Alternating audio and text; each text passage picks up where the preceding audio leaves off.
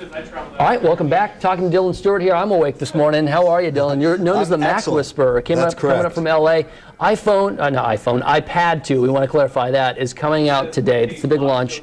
What's your verdict on it? What's new and exciting with this thing? Well, the first thing is that they're going to announce the release of it today. It probably won't come out until April. And the things that are different about it, we're expecting it to be a slightly thinner form factor, a faster processor, higher capacity storage, and most importantly, a front-facing and a back-facing camera, which is something so that you can FaceTime. This is something that most people felt was the biggest omission of the original iPad. So it's great to see that they've really adjusted that and made that change. Is the iPad, as a lot of people say, just a glorified iPhone? It's a bigger version of the iPhone, essentially? I actually would flip that around, and I would say that the iPhone is a smaller version of the iPad. When Steve Jobs and Apple designed the concept of a touchscreen device, they designed the iPad first and the iPhone second, but they released the iPhone before the iPad was ready.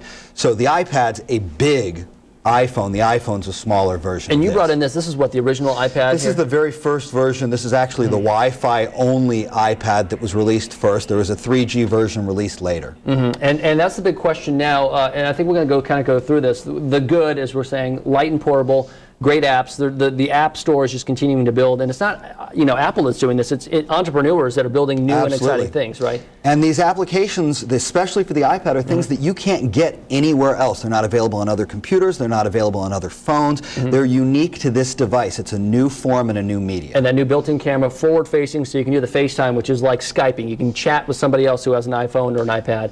And they can also do it via computer. So the FaceTime app is now available as a computer app, so you can FaceTime from iPad to iPad, from iPad to iPhone, from iPad to computer, or any combination. And you can also use the Skype app, which is already able to do video conferencing as well. So if you're a Skype fan, the iPad 2 and the Skype app, perfect combination with each other. Let's talk about the bad, though. No keyboard. That's one of the things. People, when they have BlackBerries, kind of are a little awkward when you're kind of moving into the iPad and the iPhones.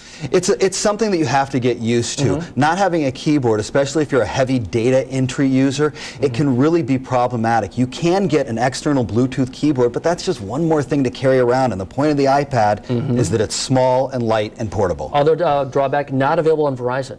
Well, it may be available on Verizon, but it will not be able to use Verizon's 4G network. Verizon's 4G network, although it's been launched, is not in use for very many devices yet. And in many areas, too. And in many areas. So even if the iPad is available on Verizon, you won't get to use their faster network. You're going to be back on 3G, which is still a little bit slower. But especially on Verizon. Verizon's 3G is slower than AT&T's 3G. All right. iPad 1 will be cheaper. The other thing that people are wondering about is iPad 3.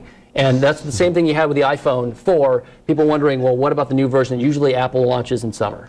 Usually Apple launches on a yearly basis, and the last iPad was released around April or May of last year, so we're expecting that to be the cycle, but the rumor is that they're going to shift that cycle and push the iPad release to September so that it's part of the back to school and part of the new iPods that they put out in September.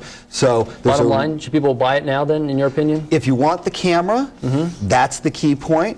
If you don't care about the camera right now, buy a cheap iPad 1 or wait for the iPad 3. The Mac Whisperer this morning with the verdict there. Thanks so much for coming in this morning. Absolutely. And anybody who's interested, I've got a free report on 50 things you can replace with an iPhone if you send an email to dylan@itwithiq.com. All right. Thanks so much for having me. Thanks for having me in. All right, good to have you in. We'll take another quick break here this morning. We'll be right back.